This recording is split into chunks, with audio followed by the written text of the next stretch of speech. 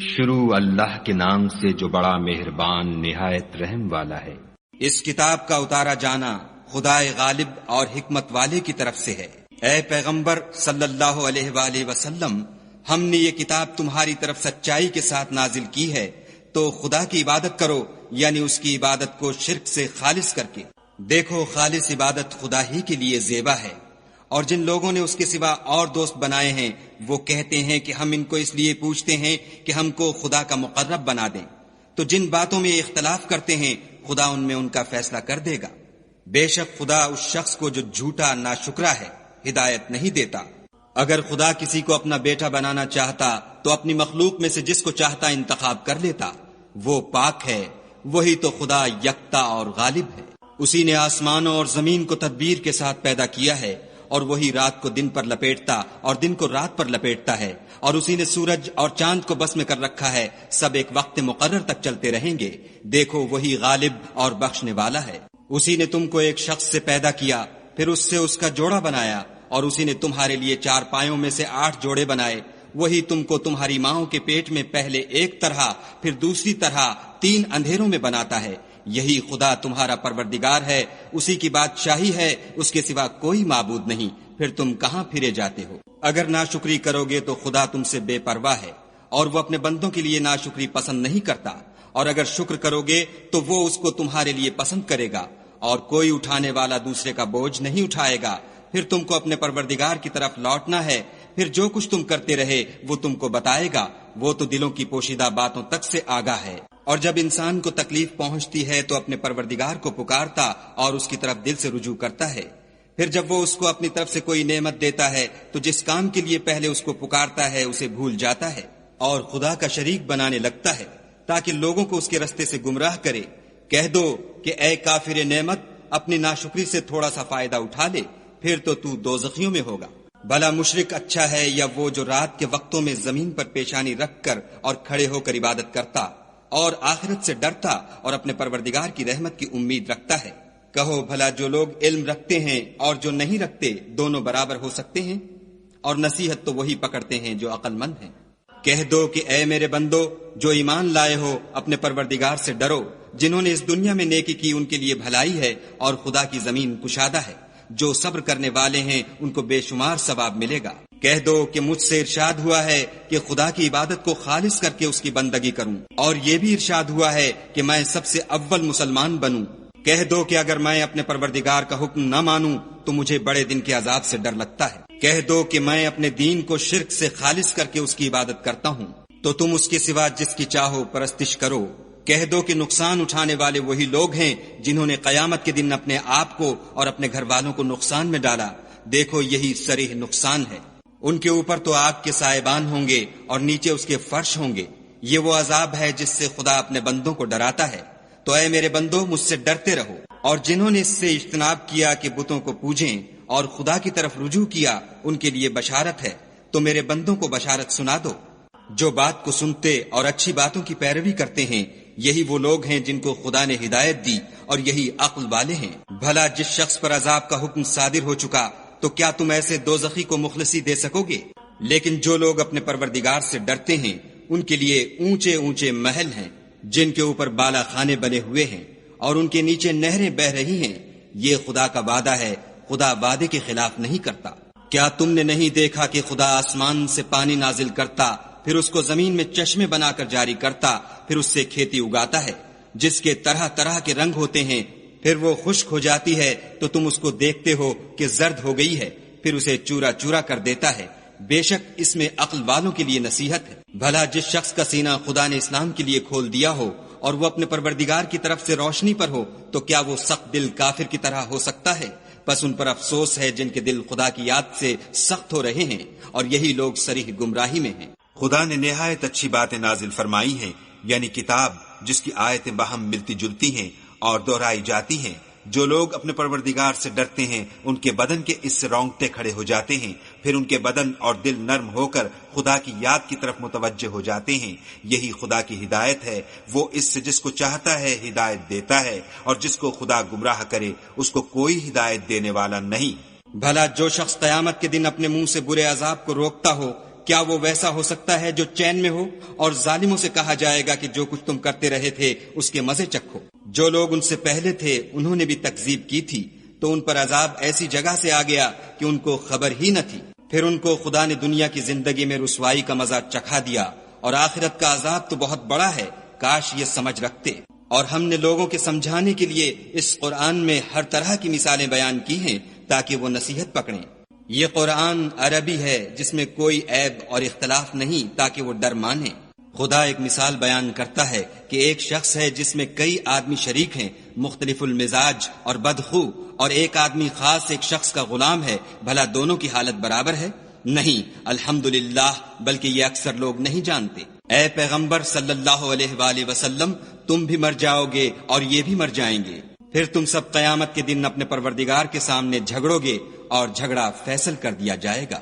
تو اس سے بڑھ کر ظالم کون جو خدا پر جھوٹ بولے اور سچی بات جب اس کے پاس پہنچ جائے تو اسے جھٹلائے؟ کیا جہنم میں کافروں کا ٹھکانہ نہیں ہے؟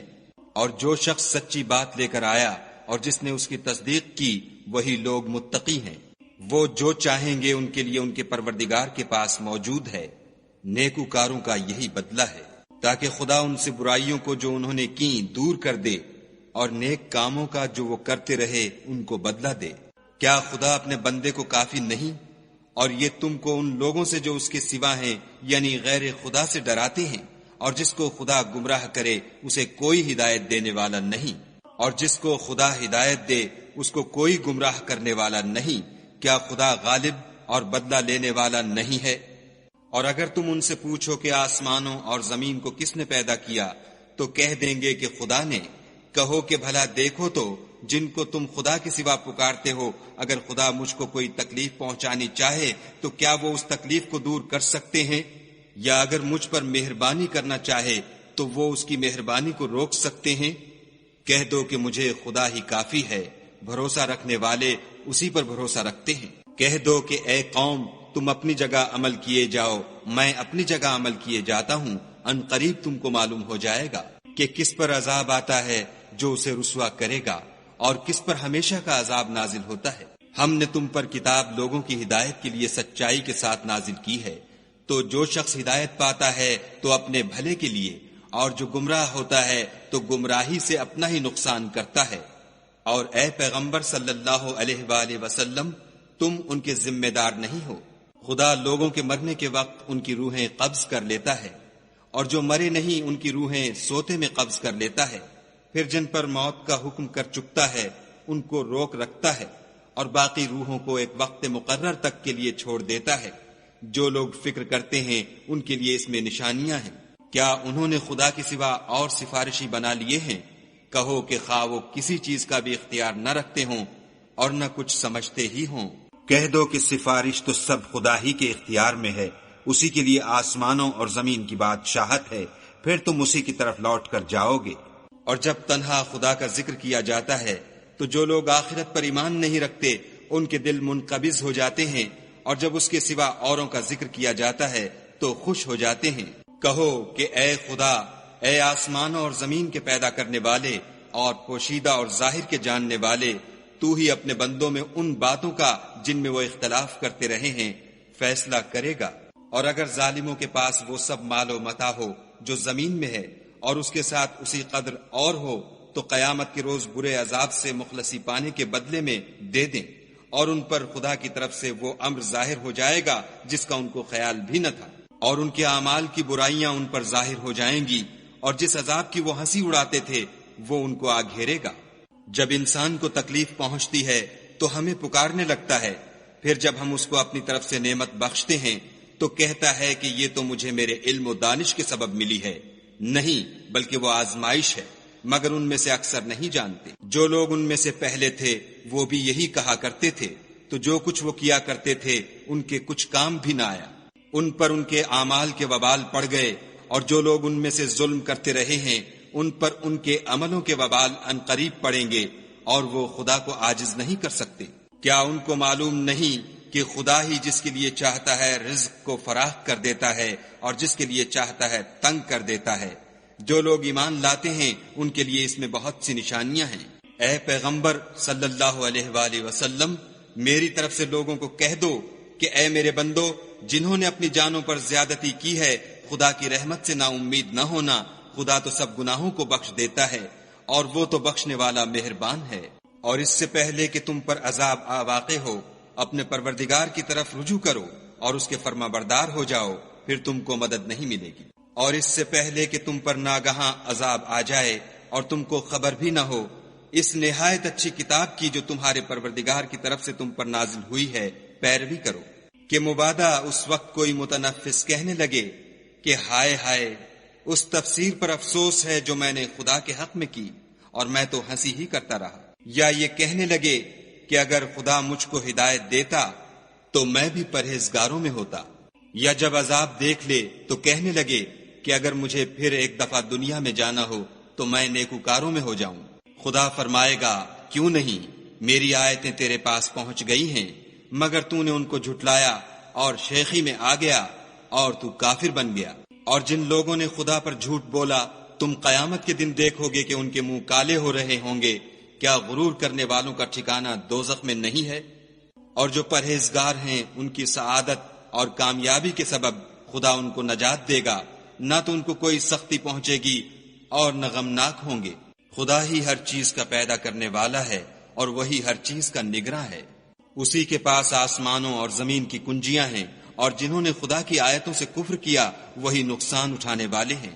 کہہ دو کہ اے نادانو، تم مجھ سے یہ کہتے ہو کہ میں غیر خدا کی پرستش کرنے لگوں، اور اے محمد صلی اللہ علیہ وآلہ وسلم، تمہاری طرف اور ان پیغمبروں کی طرف جو تم سے پہلے ہو چکے ہیں یہی وحی بھیجی گئی ہے کہ اگر تم نے شرک کیا تو تمہارے عمل برباد ہو جائیں گے اور تم زیاں کاروں میں ہو جاؤ گے، بلکہ خدا ہی کی عبادت کرو اور شکر گزاروں میں ہو۔